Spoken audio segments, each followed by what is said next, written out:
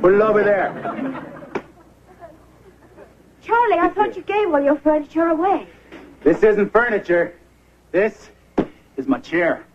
That clip, which plays as much like a Saturday Night Live parody of an 80s sitcom as it does like a real show, is from the original pilot of the 1987 series called Good Morning Miss Bliss. It was a flat, tropey, unfunny mess, and it almost certainly deserved to be canceled and tossed on the network's scrap heap. Only, at the last minute, it was saved by the bell. And never show up late without a great excuse. Let me guess. Hall terrorists? Word travels fast.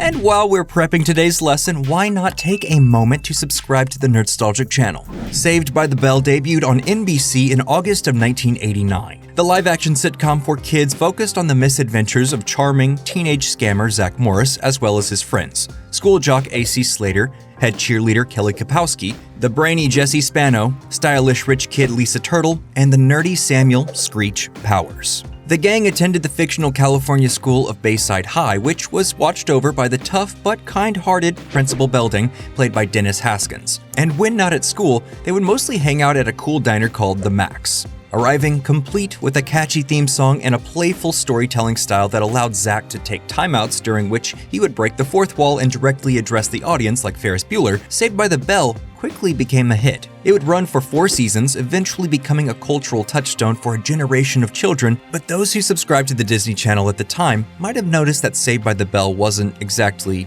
a new show. Some of its characters, namely Zach, Screech, and Lisa, first appeared on a short-lived Disney Channel series called Good Morning Miss Bliss. Only that show was set in Indianapolis, Indiana. How Miss Bliss and 3 of her students came to be at another school in California that had a different principal named Belding was never addressed. Go ahead and tell them. Nah, they never believe me anyway.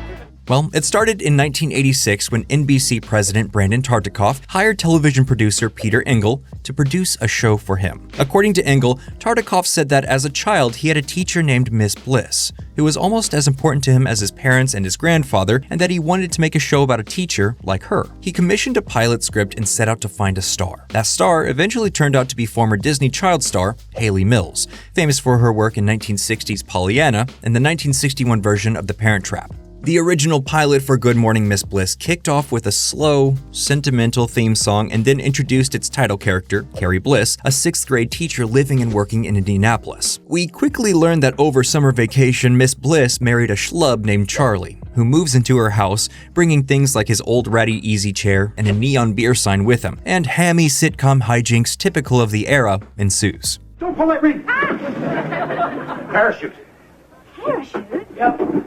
Why do you have a parachute? It's a hobby. At the same time, Miss Bliss is helping an angry, troubled student in her class navigate the difficult emotions he's experiencing as a result of having a brother with a terminal illness. But there's no mistaking that the show is 100% about Miss Bliss. Only that wasn't a great thing, because with no slight intended to Hayley Mills, the saintly Miss Bliss wasn't a particularly interesting character.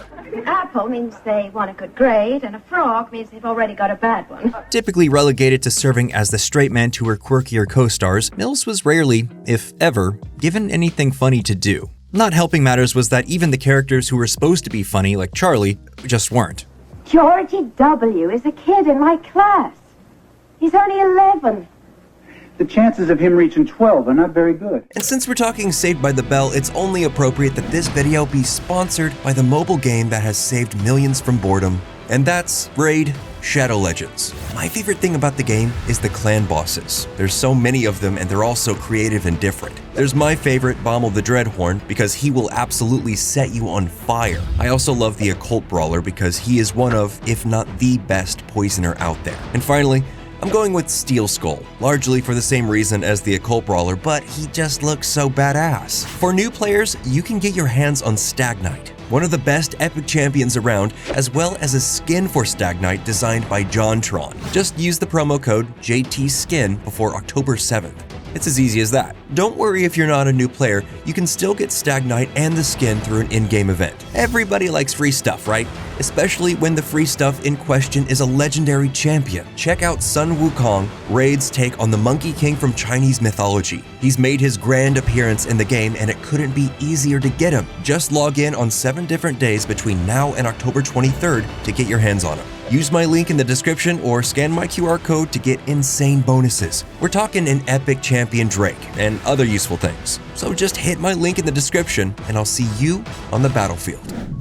It aired on NBC July 11th, 1987, in the primetime slot usually occupied by the hit sitcom The Facts of Life, but the network had already decided the show didn't fit into its lineup and passed on making more episodes. That almost certainly would have been the end of Good Morning Miss Bliss, but the growing medium of cable television needed content, and Tartikoff saw an opportunity. He had the show retooled for a younger audience and sold it to the Disney Channel. The new version of Good Morning Miss Bliss was still about an Indianapolis teacher named Carrie Bliss, and Haley Mills returned to title the role, but other than a few character names, everything else was different. That included an entirely new supporting cast, a slightly more energetic theme song, and an opening voiceover in which Miss Bliss teased the episode's pilot. There's nothing quite like the first day of school. Fresh faces, new clothes, and summer memories. Without explanation or any clear sense of whether the original pilot was still in continuity, Charlie was gone.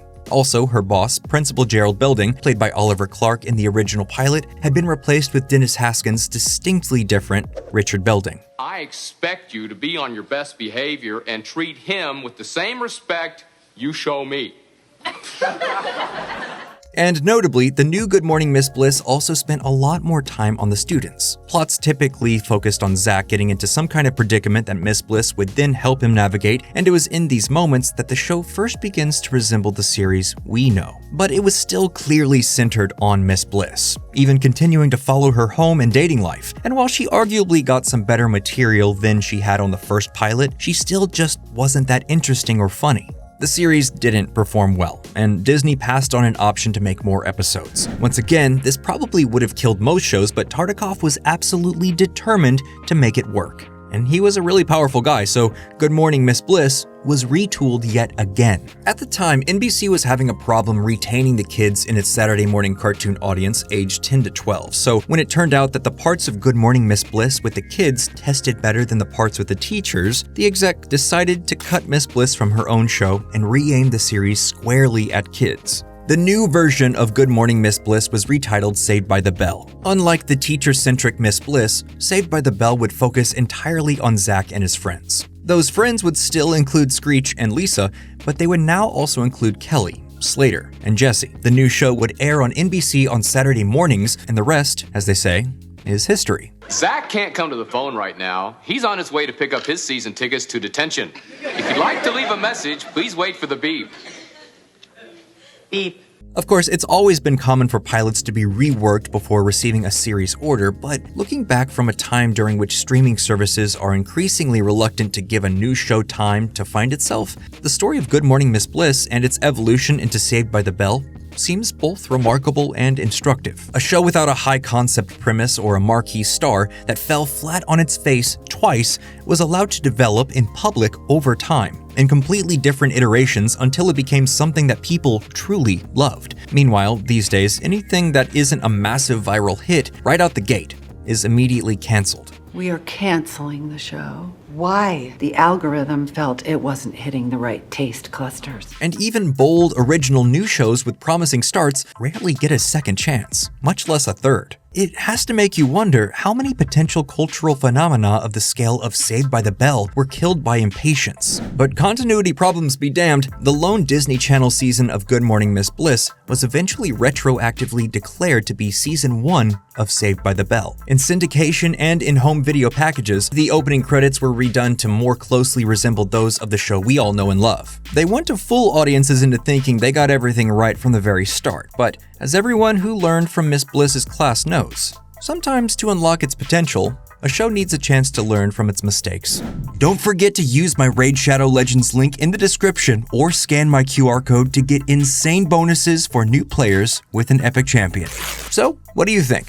Were you a fan of Saved by the Bell? And what show do you think might have developed into a classic if it hadn't been canceled too soon? Let us know down in the comments below, and if you enjoyed this video, you'll definitely find others you like if you check out the rest of the channel. As always, thank you for subscribing to Nerdstalgic.